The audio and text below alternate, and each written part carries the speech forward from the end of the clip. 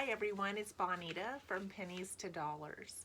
And today I thought we would talk a little bit about decluttering and how we can mentally get ourselves where we need to be to deal with some of this.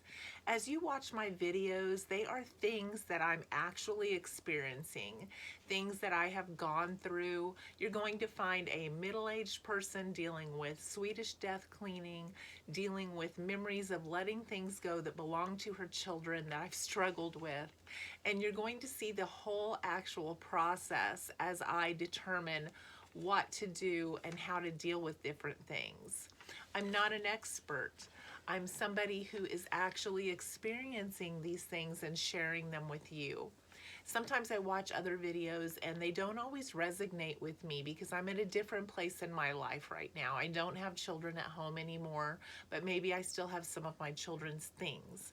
And so I have to pick and choose from those videos of what I can use. So feel free to pick and choose from my videos the same way. But maybe you are at a place like I am. Maybe you're middle-aged, maybe you're thinking of downsizing, maybe you are looking at ways to tackle this process when you've put it off for too long, just like me. So let's get started and I'll tell you some of the ways that my thought process has changed through this whole ordeal.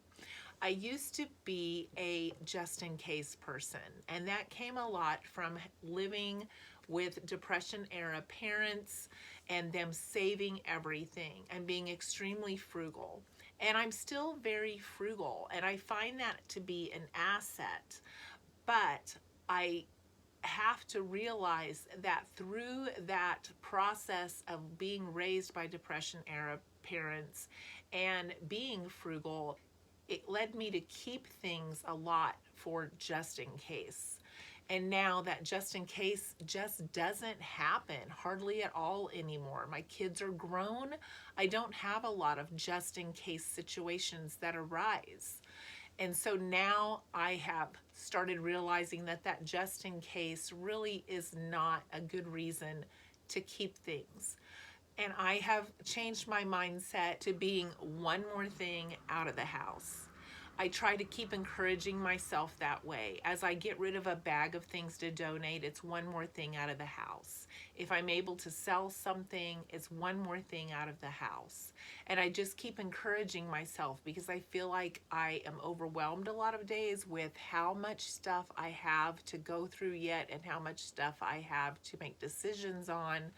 And so I just keep that one more thing out of the house. I keep reassuring myself, patting myself on the back that I am making progress.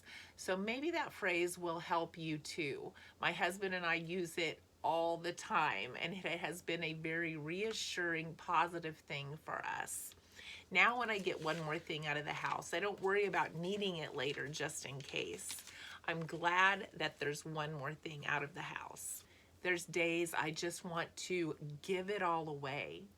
And there were times that I thought everything had value and I wanted to try to sell the things that had value. And in my mind, so many things had value because of the way that I was raised.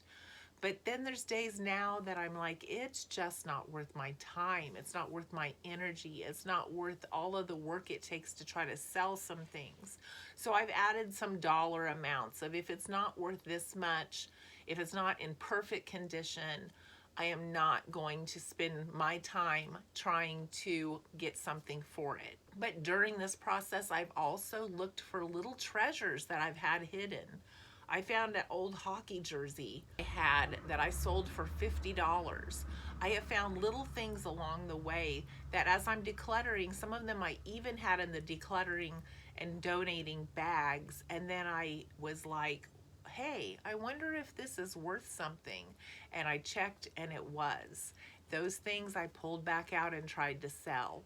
But as a rule right now, I'm in the phase where I am just donating so many things and selling hardly any. In the beginning, I sold more things and donated hardly any. So as you can see, this whole situation kind of evolves as you go through it. They talk about building a decluttering muscle, and I don't know that it's so much of a decluttering muscle as it is common sense and experience and realizing how much time you have and whether or not this is worth your time to continue to deal with these items that you've stored for so long. I put like things together. I inventory for things that I can continue to use. I see if I have too many like things and then get rid of the extras if I feel like I have too many of something that I'm not going to use, or I have extra that I didn't even realize that I had. I've ran across things in the house that I didn't even remember receiving as gifts, and I am using them now. And then I've also ran across things that I didn't remember that I had that I don't need, and I've gotten rid of those.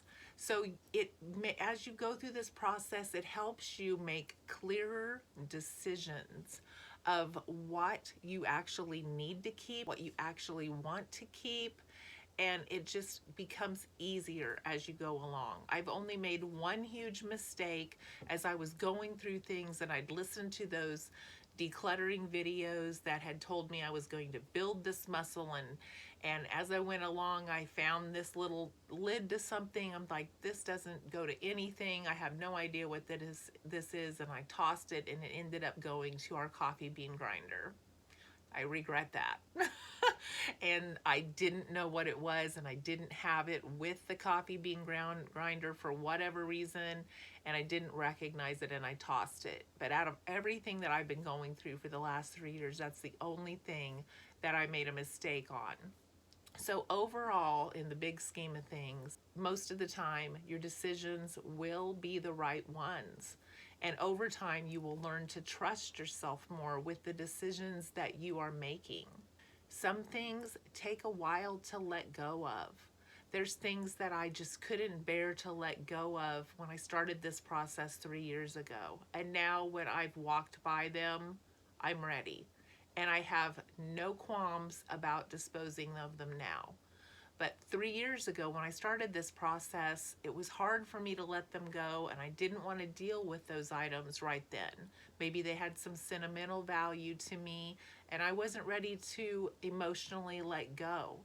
And I had enough other things that I just moved on to something else, and I just continued. But as this process has drug out, and there's been so much stuff that I didn't even realize that I had, once I've gotten to this point, I'm like, okay, it's been 3 years. I really do not need this. I still haven't looked at it in 3 years. I can't keep everything that holds some type of sentimental value, or I will just continue to be in the state that I'm in now with too much stuff. So as you go through these stages, listen to yourself, trust yourself, believe in your decisions. If you're not ready yet, move on to a different area. If you are ready yet, you will be the first to know when you're ready to let something go. In the big scheme of things, stuff is just stuff. The only value that stuff has is the value that we've given it. The emotional value, the monetary value, that's the only value that these things truly have. And as you go through this process, your mind begins to believe that and understand that and realize that you've kept things that really didn't have any value, and that you deserve to have a more calm, peaceful, uncluttered life. I hope this is helpful to you. Thank you for watching today, and let me know how your decluttering journey is going. If this has brought any value to you, please give me a thumbs up, and I hope to see you in the next video.